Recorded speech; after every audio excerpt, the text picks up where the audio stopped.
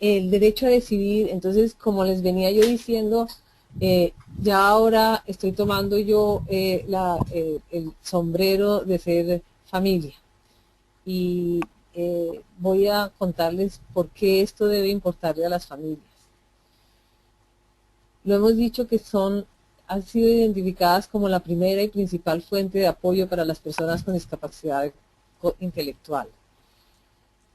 Por esta razón, y porque en la mayoría de las partes del mundo no existen los apoyos, los servicios que ellas requieren, las familias han asumido mayor responsabilidad en la vida de sus hijos adultos con discapacidad que la que asumen con sus hijos sin discapacidad. Entonces, ahorita yo voy a presentar mi perspectiva familiar. Y vuelvo y les repito, están ustedes ahora con el sombrero de Inés Elvira como la mamá de Julián. Esperen un minuto porque acabo de dar cuenta que la tengo es la de inglés, entonces ya la...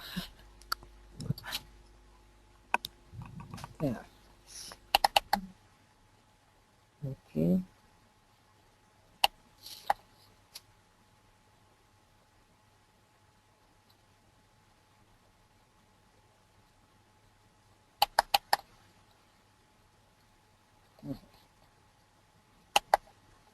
Bueno, algo más que tenemos que mejorar en todo esto. Entonces, vuelvo y les digo, es mi sombrero de mamá.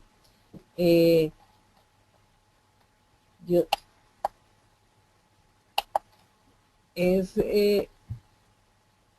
y lo he llamado maximizar la capacidad jurídica, un desafío para las familias. Voy a través de esta presentación presentarle mi perspectiva personal de cómo he acompañado y respetado la construcción de la autodeterminación en la toma de decisiones de mi propio hijo, aunque si él estuviera aquí conmigo diría que muy poco. Y también, indudablemente, por lo que hago y por lo que me he involucrado, acompaño y respeto la construcción de decisiones, de toma de decisiones en otros en mi vida.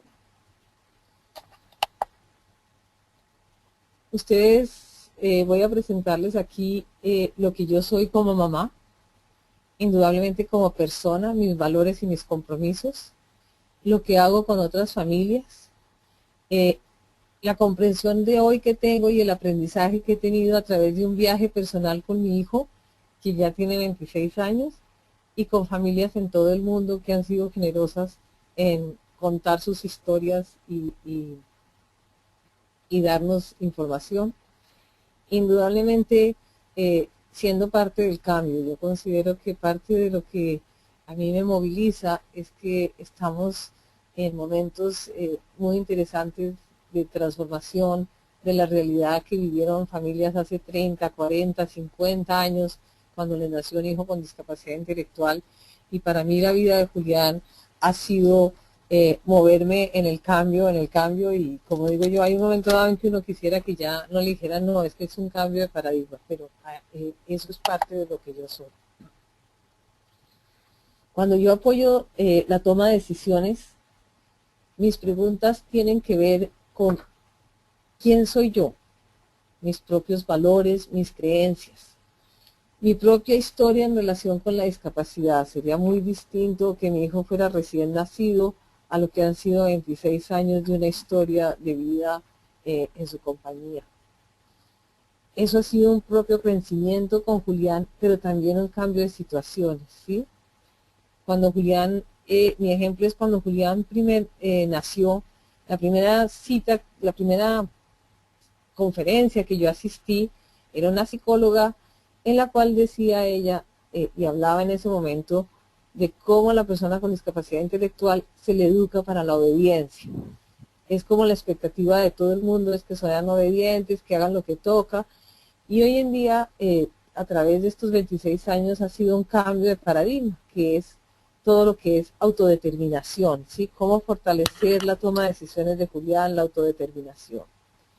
Como protección es un tema que que me ha acompañado en la vida de Julián, y el tema de protección,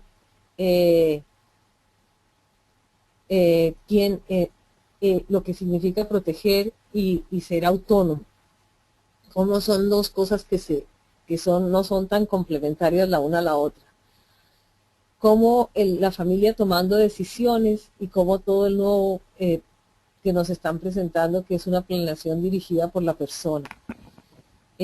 Cómo en las personas con discapacidad intelectual siempre hemos como visto que son niños toda la vida, ¿sí?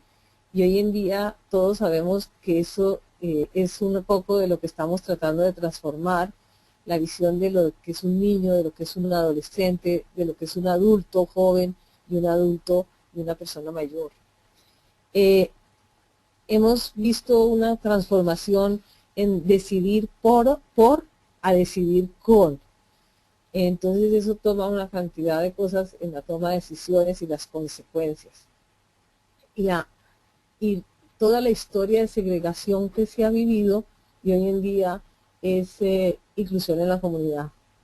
Pero cuando yo miro todas estas cosas que han pasado en 26 años nomás de la vida de Julián, comprendo que lo que enfrentamos las familias son unas transformaciones muy grandes, no solo el ajuste que hemos tenido que tener a que un hijo de nuestro tenga una discapacidad o un familiar nuestro tenga una discapacidad, sino también todos los ajustes que hemos tenido que hacer y transformaciones y cambios, y en algunos de ellos todavía nos debatimos en cómo hacerlo. En esto, una de las cosas que yo más he podido, con las cuales más he podido luchar, es que cuando yo tomo decisiones por otro y tengo que transformarlo a decidir con otro, tengo que empezar a mirar quién es la persona, ¿sí? Cuáles son sus valores, sus creencias, de dónde vienen, su cultura, religión, país, y esto especialmente cuando apoyo a familias en la toma de decisiones. Tengo que mirar la propia historia que esa familia tiene con respecto a la discapacidad, ¿sí?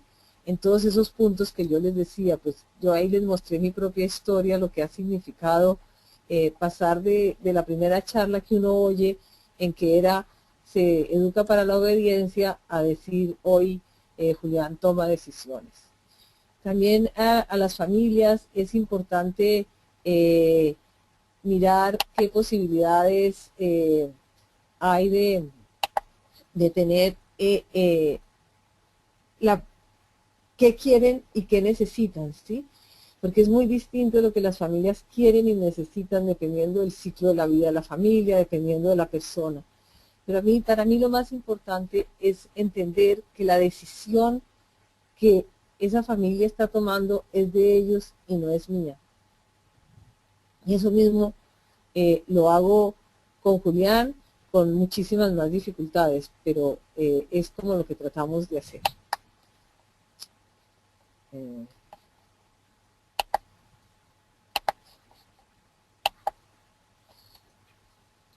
¿Qué tenemos las familias en común? Y es lo mismo que dije anteriormente, la mayoría de las familias, lo único que tenemos en común las familias que tenemos un hijo con discapacidad intelectual es qué pasará con mi hijo o hija cuando yo no esté aquí. Y yo en ese sentido no soy la excepción. Como familias se nos está apoyando, se nos está pidiendo que apoyemos a nuestros hijos con discapacidad intelectual para tener voz y poder controlar sus propias vidas, ¿sí? Se nos pide que nosotros como familias tengamos herramientas y habilidades para entender cómo apoyarlos a tomar sus propias decisiones. Y se nos está pidiendo que asumamos roles, ya sea formales en la toma de decisión, como resultado de las prácticas de las leyes o la falta de conciencia de la comunidad. Y ese punto yo creo que lo van a entender un poco más mañana cuando Andrea Parra nos presente un poco cómo esas prácticas legales hacen que lo que hablábamos antes, ya sea formal o informalmente, hayamos asumido por mucho tiempo la toma de decisiones por nuestros hijos. Es indudable que como familias, y a mí no, la seguridad de Julián en comunidades que no han demostrado mucha aceptación por ellos y la inclusión es un gran reto de preocupación. Y el otro gran reto que tenemos las familias es que cuando las cosas no salgan bien o se cometa un error, siempre se le van a devolver a uno y decirle, pero usted cómo no pensó. Entonces déjenme poner un ejemplo ahí.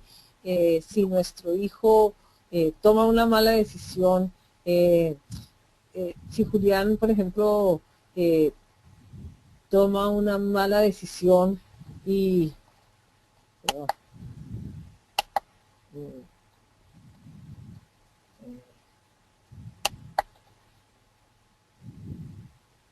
si Julián toma una mala decisión y suceden cosas que uno no quisiera que sucedieran, y viene él, por ejemplo, pónganle ustedes que en un momento dado él tome una decisión equivocada y en cosas sencillas como, por ejemplo, tomar una ruta o perderse en el sistema de transporte de la ciudad, ¿sí? Cuando las familias acudimos a la policía para ayudarlos, nos empiezan como a mirar y decir, ¿y usted cómo fue que dejó a esa persona tomar el transporte solo? Y uno ha tratado como de que sí, entonces, si algo le pasa a Julián, se va a devolver rápidamente a que yo algo hice como familia para no poder evitar eso y que yo lo he debido hacer. Hay otra cantidad de aspectos, de obstáculos, por ejemplo, personas que tienen necesidad de apoyo más importantes, por ejemplo, que tienen niveles de comunicación muy bajos, personas que necesitan tipos de comunicación alternativa y otros que a pesar que no pueden tener, que expresar sus deseos les es mucho más difícil. Y por ejemplo, las que viven en países con menos recursos y servicios, sabemos que las familias en esos casos todavía más son las que facilitan la inclusión en la comunidad y la expresión de los deseos de del familiar. Y ahí vuelven a asumir las familias unos grandes roles formales en la toma de decisiones por la persona. Y lo que acaba pasando es que muchas veces las decisiones que se toman, lo que están realmente haciéndose es a través de la voz y las preocupaciones que en las familias enmarcan sus decisiones. Entonces, todo esto que estamos hablando son factores que han contribuido y contribuyen en mi propia vida en una excesiva dependencia en que las familias seamos las que tomamos las decisiones por la persona, ¿sí? Y en cierto sentido ha promovido en todo lo que es comunidades y en todo lo que es gobiernos, legislaciones en las que decisiones sustitutivas, y eso son las interdicciones y cosas, poderes y una serie de aspectos legislativos, proporcionan una fuente de protección para la persona, ¿sí? Entonces, bajo esas ideas es las que nos movemos mucho. Lo que estamos hablando, y vuelvo como que les decía yo, que es el cambio de paradigma que siempre nos ha perseguido a las familias, y es que las familias tenemos que empezar a creer en nuestros hijos y hijas como personas valiosas, empezar a creer que tienen una voz, que son capaces de expresar sus propias decisiones y actuar sobre ellas, ¿sí? Mientras uno como familia esto no lo pueda empezar a discutir, a pensar, es difícil que uno pueda hacer acciones de otro tipo. Entonces, también, ¿cómo creería yo que es como lo que yo he hecho en mi propia vida y que puedo compartir con ustedes, ¿sí? A través del trabajo que yo hago, yo entiendo hoy en día que un adulto que no se le permite tomar sus propias decisiones es mucho más vulnerable, ¿sí? Entonces, si yo quiero hacer a Julián menos vulnerable, es mientras yo esté viva, ayudarle a que tome desde las decisiones más sencillas que tomó cuando niño, de qué ropa ponerse, qué comer, a decisiones mucho más complejas, de si me levanto, de si no me levanto, de si voy a trabajar, de si no voy a trabajar.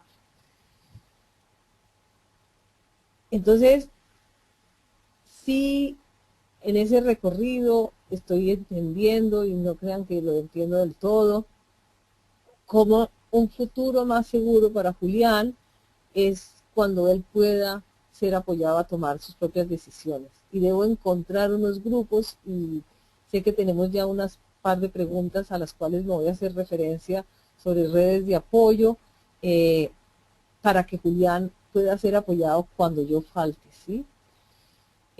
Sí tengo cada vez más claro que eh, aspectos legales como la tutela y la sustitución, la interdicción en la toma de decisiones de las personas con discapacidad intelectual no son la respuesta. Estos son aspectos de la vida que me han acompañado con Julián, y voy a mostrarles lo que a mí me ha ayudado para apoyar a Julián, acompañarlo y acompañar a él a tomar decisiones, y a mí transformar mi propio imaginario y mis propias creencias. Con Julián es fácil identificar que él tiene una voz y opiniones, ¿sí? Las metas a veces son más confusas, pero Julián es altamente vocal y tiene voz y opiniones. Sin embargo, la forma como nosotros dos discutimos los problemas es cada vez más complejo a medida que él ha ido creciendo, ¿sí? Era mucho más fácil discutir con él un problema cuando él era pequeño que lo que es hoy en día poder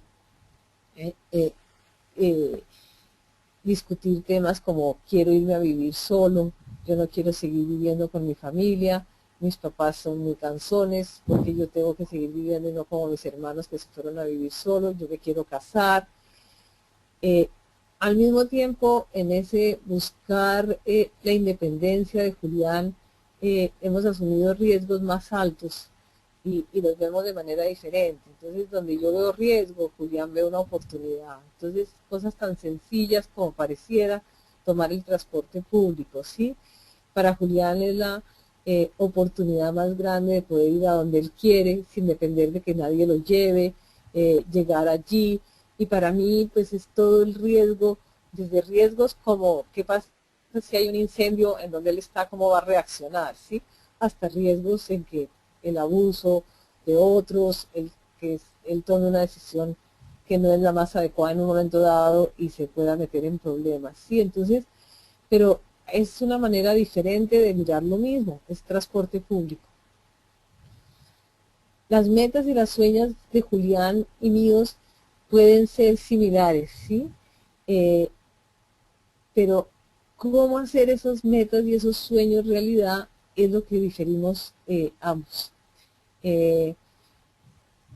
Cuando Julián dice en qué quiere trabajar, por lo general sus metas y sus sueños son muy altos. Sí, él quisiera ser como su hermano, quisiera ser un productor de cine. Entonces, cuando él se ve como productor de cine, yo por el otro lado pienso, ¿cómo podemos apoyar a Julián para trabajar en ese mundo tan complejo del cine y todo eso, y hacer sus propios videos? Entonces, ponerlo con un mentor y como que generar una serie de ideas para que él pueda realizar ese sueño, esa meta, pero no es otra de las cosas, por ejemplo, tal vez más fáciles. Él dice que él quiere ser electricista, ¿sí? Donde nosotros vivimos, pues ser electricista tiene una serie de problemas, y además, pues usted tiene que tener un registro y tiene que tener unos cursos.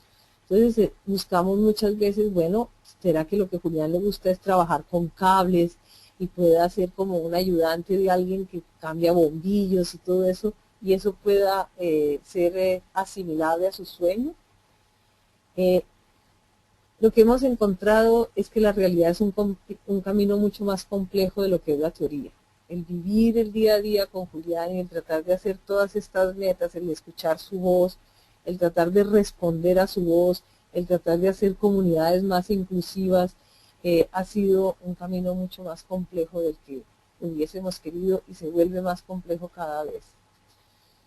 El poder entender que las decisiones son para la vida de Julián es complejo, porque con cada decisión de Julián, las decisiones de Julián y lo que él acaba haciendo afecta a mi familia y a mí de manera muy diferente a la que sería con mis otros hijos que no tienen discapacidad. Y eso tiene que ver con que Julián es una persona mucho más vulnerable y tiene unas necesidades de apoyo que yo no soy diferente a la mayoría de las familias, la doy en la mayoría de las veces, yo soy quien doy ese apoyo. He podido a través de los años crecer, identificar que Julián es una persona valiosa y eso ha sido como el gran logro, aunque parezca chiquito, ha sido bien luchado. Y creer que él necesita y está más seguro dentro de una comunidad que lo apoya. No en vano yo puedo trabajar con Inclusión Internacional. Ustedes oyeron que para Inclusión Internacional como organización, la inclusión es el corazón de lo que hacemos y yo eso mismo tengo que reflejarlo en mi vida diaria. Yo tengo que ser congruente, he podido ser congruente en mi vida personal, con mi vida, con el trabajo que hago, con lo que hago de apoyo, ¿sí? Pero creo profundamente en la inclusión y creo que Julián estaría mucho más. Hemos usado planeación dirigida por la persona, ¿sí? Y la inclusión son como los dos grandes cosas que guían nuestra vida, ¿sí? Déjenme ver si yo puedo, con inclusión, ¿qué es lo que si yo creo en la planeación dirigida por Julián, en que es su vida, en que es él el que tiene que empezar a tomar las decisiones y creemos profundamente en que es en una manera inclusiva, porque yo puedo hacer todo de forma segregada, pero ni él ni yo, en esto es como lo que hemos coincidido los dos. Él mismo identifica que él no tiene por qué estar toda su vida solo con personas con discapacidad, ¿sí? Porque él tenga una discapacidad. Entonces, habiendo coincidido los dos en esto, yo lo que tengo que hacer es tratar de encontrar formas para que Julián participe en la vida de la comunidad y sea valorado allí como un amigo y un ciudadano. Eso es una frase cortica para todo lo que eso ha llevado en nuestras estrategias. Entonces, ¿qué hago yo? Yo intento responder las siguientes preguntas. ¿Qué quiere y necesita Julián? Entonces, ¿qué quiere y cuál es el apoyo que él requeriría para lograr ese sueño que él quiere? ¿Cómo vamos a poder apoyar las opciones que él tiene y darle cada vez más capacidad a él de controlar su propia vida? También nos preguntamos mucho, y eso tiene que ver un poco con la pregunta que hacía Ruth sobre redes, y voy a tocar eso un poco más. Hay que apoyar amistades, ¿sí? Hay que apoyar la presencia y participación en las comunidades de Julián. Y eso tiene que ver mucho con la generación de una red de soporte en algún momento dado. Por otro lado, tengo que también preguntarme cómo apoyar la construcción de habilidades y de capacidad en Julián para lograr esos sueños que quiere. Y lo más importante es cómo mejorar la manera como otros lo reconozcan como un miembro valioso. Con esas preguntas, hay un cuadro que quienes ya me han oído alguna vez lo van a reconocer. Para Julián es importante estar incluido. Él habla de querer estar en la comunidad, ¿sí? Para Julián es importante contribuir. Él oye los problemas del mundo y él quiere contribuir, él oye sobre la situación de las personas con discapacidad, pues porque normalmente es un tema que en mi familia se maneja bastante, y él quiere contribuir a ese cambio, ¿sí? Él habla mucho de la necesidad de ser respetado, él habla de que él es discriminado, de que la gente lo mira distinto, ¿sí? Luego el ser respetado para él es algo muy importante, ¿sí?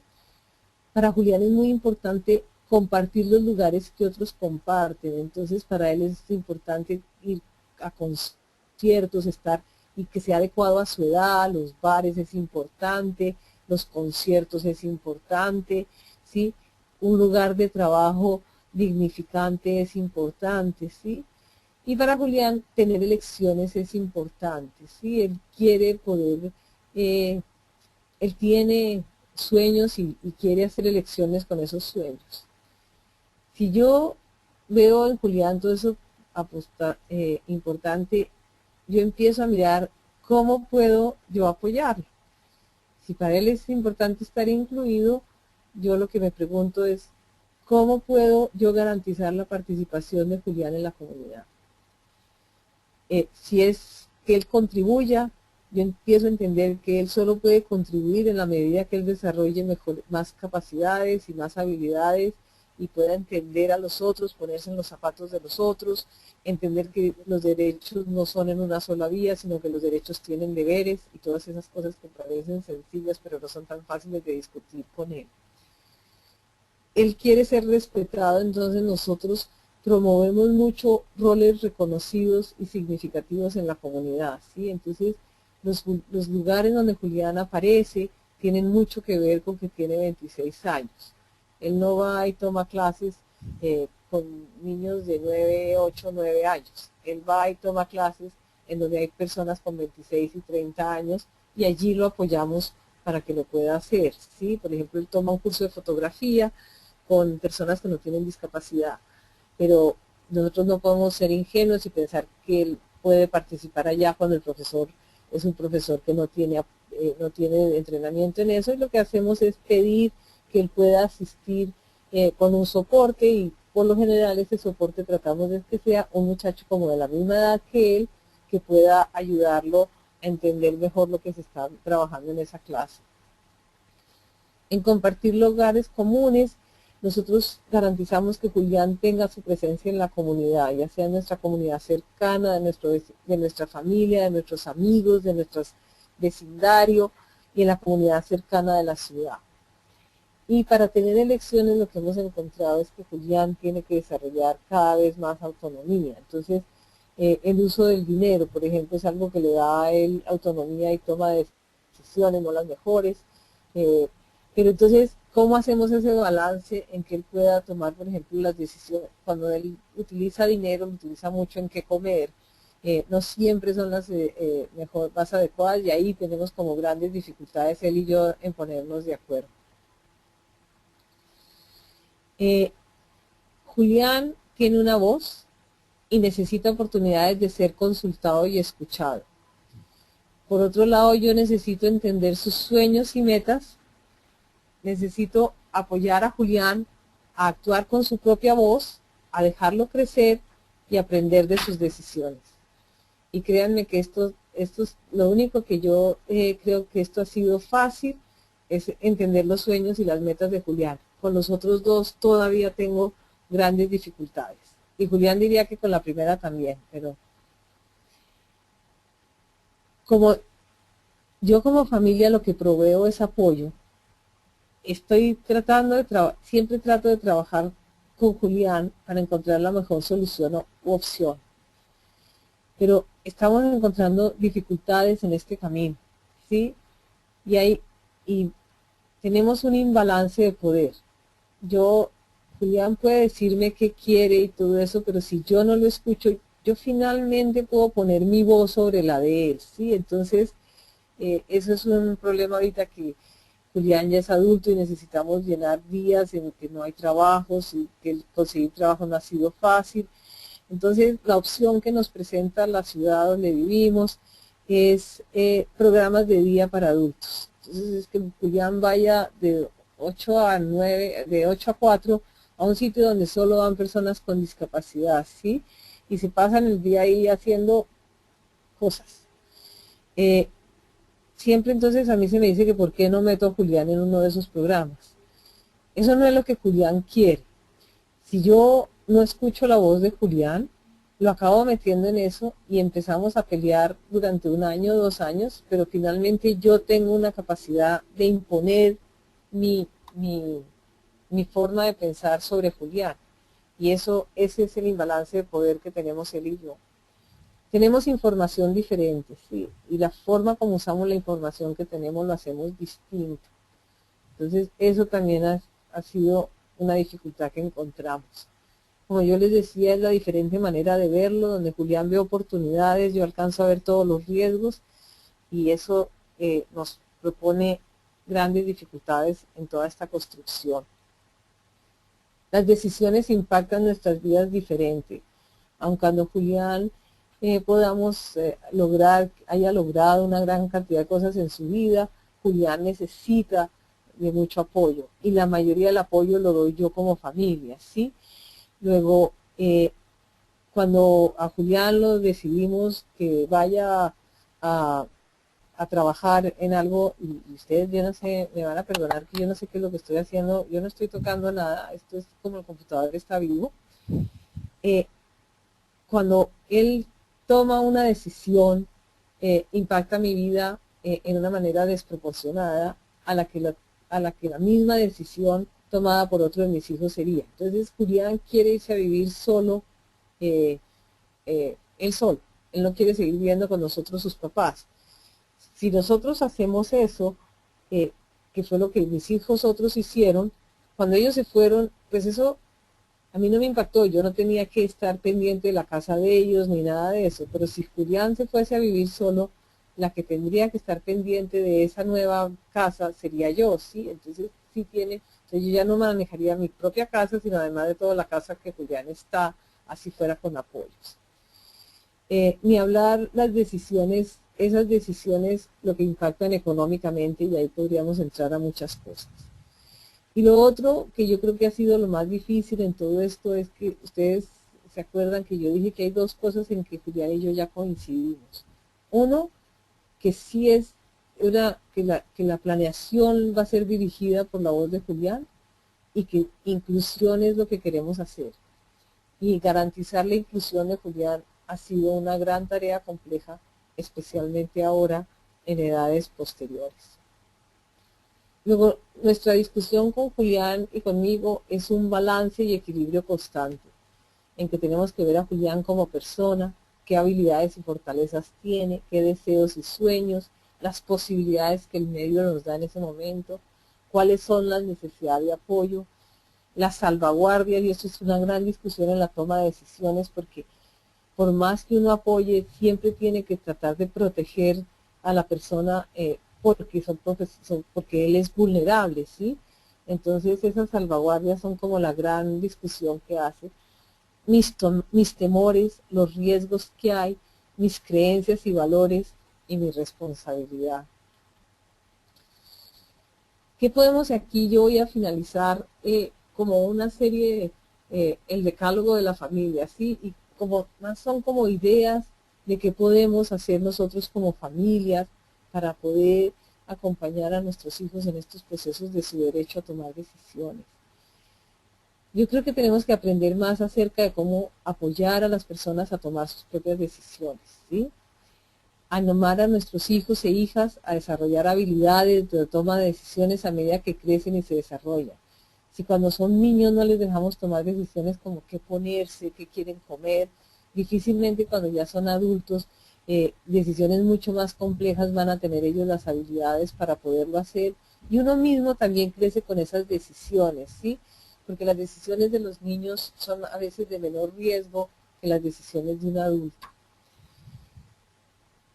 Proporcionar información en un lenguaje sencillo y ayudar a identificar las implicaciones y consecuencias de las decisiones. Eso es una tarea diaria con Julián, en que él logre entender por qué estamos hablando de lenguajes distintos, cuando él tome una decisión, qué implicaciones y consecuencias tiene esa decisión. Es como estamos fortaleciéndonos cada vez más él y yo, en yo proporcionarle las ideas de una manera sencilla y lograr saber hasta dónde Julián tiene la comprensión para lo que yo le estoy diciendo. E indudablemente los quienes conocen a Julián saben que Julián es una persona, él es muy vocal, luego él puede hablar. Indudablemente en otras familias estos aspectos son todavía más complejos, pero es increíble lo que ellos aprenden a conocer lo que los hijos están expresando. Yo creo que tener la expectativa de que nuestros hijos tienen opiniones, eso es un gran cambio que tenemos que hacer. Y por ejemplo aquí, en personas que tienen necesidades mucho más altas de soporte. Lo que estamos tratando de apoyar a las familias es que entender cómo un comportamiento y otras formas de comunicación son la expresión de la voluntad y la intención y usarlas para guiar la toma de decisiones. Esa, tal vez el ejemplo más grande lo daba Sue Swenson con su hijo Charlie, cuando él empezó a ver que sus hermanos se iban todos de su casa. Charlie no era vocal, no caminaba, no era móvil, pero empezó a patear la puerta de la casa de la entrada. Y Sue decidió que esa era la manifestación de Charlie de diciendo, es el momento que yo tengo que salir de la casa también. Tenemos que reconocer que van a haber errores y que todos aprendemos de cometer errores, ¿sí? Y David Corn nos lo dijo muy claro en su presentación. El haber cometido errores es el que le ha hecho poder aprender a él, ¿sí? Y eso es algo que las familias tenemos mucho temor de esos errores.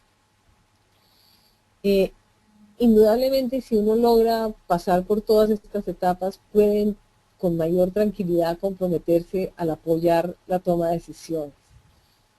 Establecer una red de apoyo, un círculo de apoyo, y ahorita voy a responder la pregunta que nos hacía Ruth alrededor de esta red de apoyo y círculo, y rechazar la presión para buscar órdenes de tutela. Hay una presión muy grande en todos los países de las Américas por el Código Civil, porque todo lo que es interdicción judicial y todo eso, hay una presión muy grande cuando los hijos cumplen la mayoría de edad, que en la mayoría de los países es 18 años, las familias vayamos rápidamente a órdenes de interdicción, ¿sí?